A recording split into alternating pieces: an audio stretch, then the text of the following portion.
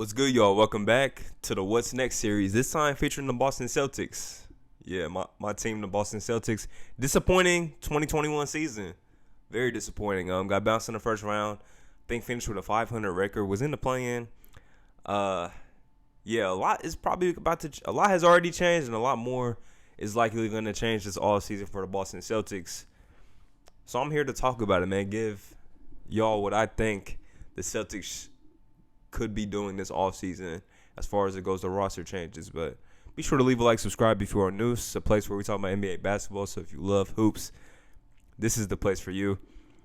And talking about the Boston Celtics, it was a disappointing. It's kind of an understatement. Now I was in the camp. I knew that they wouldn't be a conference finals team like they were, 3 of the last 4 seasons. I knew they wouldn't be that because a lot of changes had happened. Losing Gordon Hayward for nothing was big. And, injuries to Kemba Walker, him just not being healthy all year long, and just the team not having as much depth as previously. That was a big issue that I saw coming into the season. But I still thought be a very competent team. I didn't think that they would be a 500 basketball team. And that was the case. And a lot of people that watch a lot of NBA basketball will tell you that this just wasn't a Brad Stevens style team offensively because it was heavily focused on Jayson Tatum and Jaylen Brown taking turns isolating, which really was the only offense that we had because we didn't have any playmaking. We were lacking just a playmaker in general. So that's the first focus of the offseason. It's going to be adding to your guard play, your playmaking, because look, Jayson Tatum, phenomenal scorer.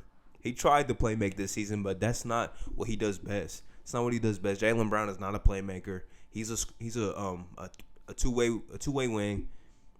You get Al Horford, you trade Kemba Walker. That's the first move. Brad Stevens, who is no longer the head coach, got elevated to the front office to Danny Ainge's seat. Danny Ainge retires. First move as GM was to trade away Kemba Walker and get back Al Horford. Also get back Moses Brown. That was the first move, and I think this was a very much needed move because the Celtics they haven't been the same team without Al Horford, I would say. They haven't been that same team without Al Horford. He was the rock for this team defensively. He's a very good playmaking big, and I think they were just missing what he brings to the table. He played really well in OKC before the team shut him down to obviously trade him away and get back assets and first-round picks, which is what they did. But I think this brings a lot to the Celtics team that they were missing. I mean, he is a little older now. I think he's 34, I believe. But I still think he can provide some very good big man play. You don't have Daniel Tice anymore. You do have Robert Williams, but he's dealt with a lot of injuries since his minutes have been upped. He's dealt with a lot of injuries. I mean, I think he finished the season injured. He got hurt in the postseason. So that was the first move from Brad Stevens, and I really like that move. But there's a lot more to this team than that. First off, depth. I mean, depth was just a huge issue, man. I mean, guys in the postseason, obviously a lot of injuries. Jaylen Brown missed the postseason. Kemba missed like the last 4 games, I believe. A lot of injuries did happen. But, you had young guys that hadn't really played that much, like Romeo Langford, Aaron Nesmith. They were getting thrown into the fire, Y'all got to guard James Harden. Y'all got to guard KD. Y'all got to guard Kyrie Irving. Yeah, y'all got to go out there and guard those guys. Like, they just kind of got thrown into the fire, and that just shows you how much this team lacked.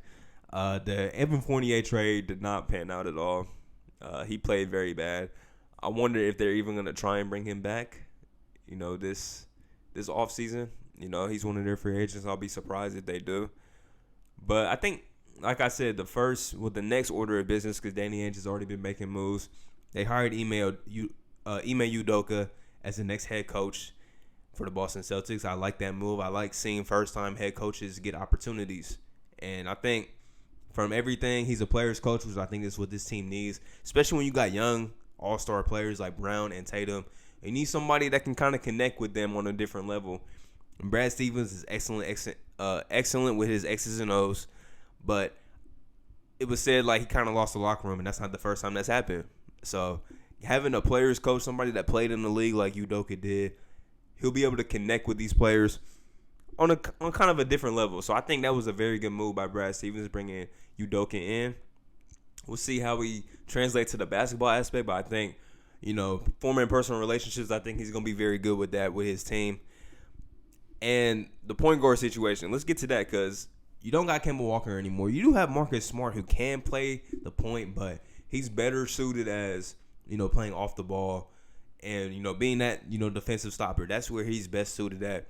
You don't want to put all the playmaking responsibilities on him. So you would want another guard that can play make at a good level. And there's guys out there that definitely can do that. Now, do the Celtics have the money to bring these guys in? Probably not. We'll definitely have to see how much of a GM hat Brad Stevens has. But some moves do have to be made for sure. I've seen reports that the Spurs are willing to part ways with Dejounte Murray. And I think the Boston Celtics would be a very good landing spot for him. I think the Boston Celtics would be a very good landing spot. I believe that he would fit in perfectly. I mean, excellent defender. He's an all-NBA defender, I think, once or twice. Pretty good playmaker. And I think I've been wanting to say I think he has all-star potential.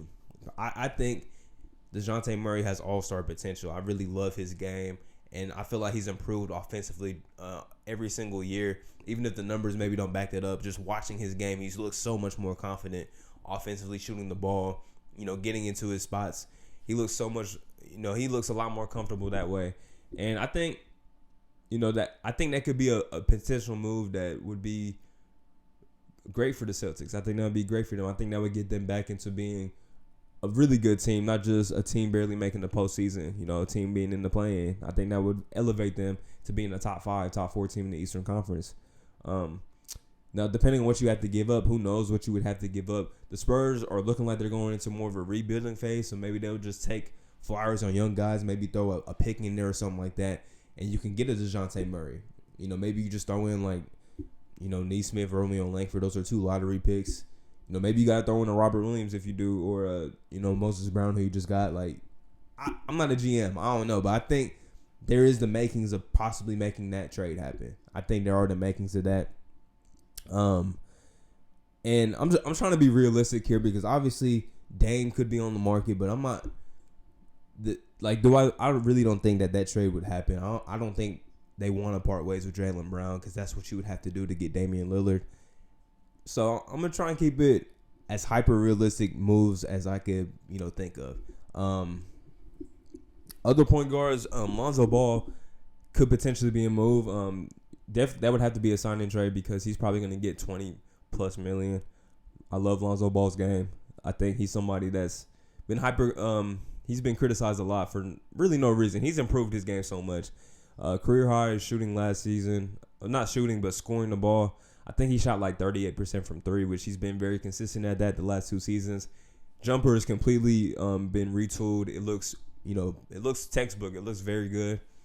We'd like to see the free throw shooting improve a little more too, but I think he was just misused in New Orleans, and I don't see that. I don't see him going back there. And they already said we're not matching a big contract since he's restricted. We're not matching a big contract, so he'll most likely be on the move.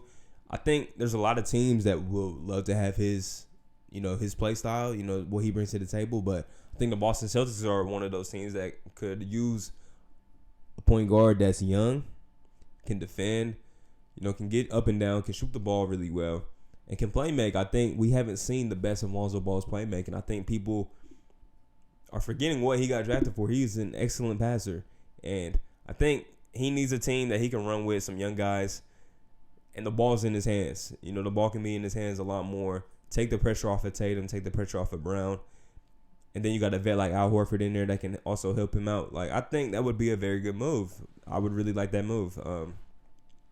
Now, what would you have to give up? Yeah, that's a good question. You probably have to get some stuff up, though. To be able to bring him onto the roster. Who knows what the Pelicans would want in return, but that's something that could possibly happen. I'm not 100% sure, but as a fan, I would love to see that move for sure. But I think the Dejounte Murray move is a lot more realistic. I think he only makes $16 million a year, so I think that would be a lot more realistic in my opinion. And then just getting guys that just can fill out the roster, like that you can trust to play postseason minutes. You need guys like that, man. Like you need guys like that you can just trust on the court, because I don't think the Celtics had that this season. A lot of guys were getting late minutes in games that have never been in that situation. And who knows, maybe those guys, another offseason, maybe Nesmith, who did improve as the season went on, maybe he develops into being, somebody that you can trust. Maybe Romeo Langford gets another offseason and he can, be trustworthy as well. I like what I've seen from Peyton Pritchard, but I still think they need some vets on this team, because a very young team. They need some more vets on this squad. A lot of guys on the market. I'm not, off the top of my head, I'm not really sure like who they could bring in, vet wise, to fill out the roster. But there's definitely some guys that they can bring in, the Celtics. And I think Danny Ainge he's smart enough. Like, Danny Ainge is smart enough to know what this team needs. Not Danny Ainge, Brad Stevens. I'm still trying to get that right, bro. I'm still trying to get that right. But there's guys like vets like Trevor Ariza, like Danny Green, good wings that can come in, shoot the ball well, defend. That's what this team was kind of lacking last season as well. They didn't really have that. You're probably not going to bring back Fournier, like I mentioned. You can bring in a Paul Millsap to, strengthen your big man core. There's a lot of guys on this list, man, that I could see the Celtics potentially bringing in and helping out. Maybe you throw a little money at PJ Tucker. You never know. Like, there's some guys, man. JaMychal Green, I think I mentioned him when talking about the Suns. There's some guys. Alec Burks would be a good person to have off your bench. Like I said, man, there's some guys that the Celtics can bring in to strengthen this team, man. I'm sure there's going to be a lot of new faces in Boston this season. We already seen the old face back in Al Horford, but I think there's going to be a lot more new faces too. Hopefully we'll see them get their point guard situation sorted out. Dejounte Murray would be big, but if you can't bring in Dejounte Murray, there's like lesser options like a TJ McConnell that you can maybe pay. Spencer Dinwiddie possibly. Maybe you could convince a vet like Mike Conley to take a little less money to come there. There's some options. There's some good options on the market to fill out this roster.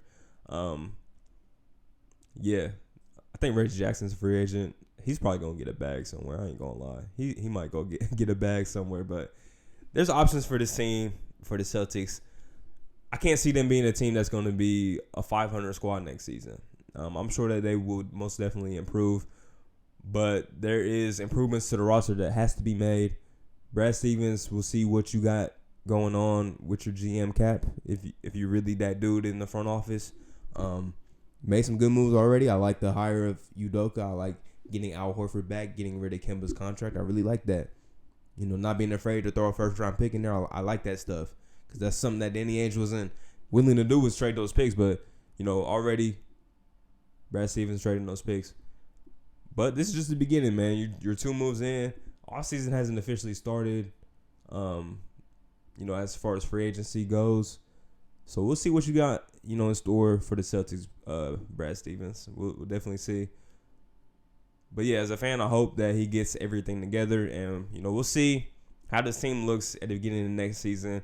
After free agency, the draft and all that. We'll see how this team looks. And, we'll determine what they look like on paper and if they'll be back in contention to, making deeper playoff runs instead of getting bounced in the first round. So, tough season for the Celtics, but optimistic for this offseason. I would say that much. Yeah. So, yeah, this is the What's Next series, this time featuring the Boston Celtics. Your favorite team might be next. You never know. So, definitely stay tuned in. Subscribe to the channel if you are not. Leave a like on this video. It helps out a bunch. And I'll be back next time, y'all. Peace.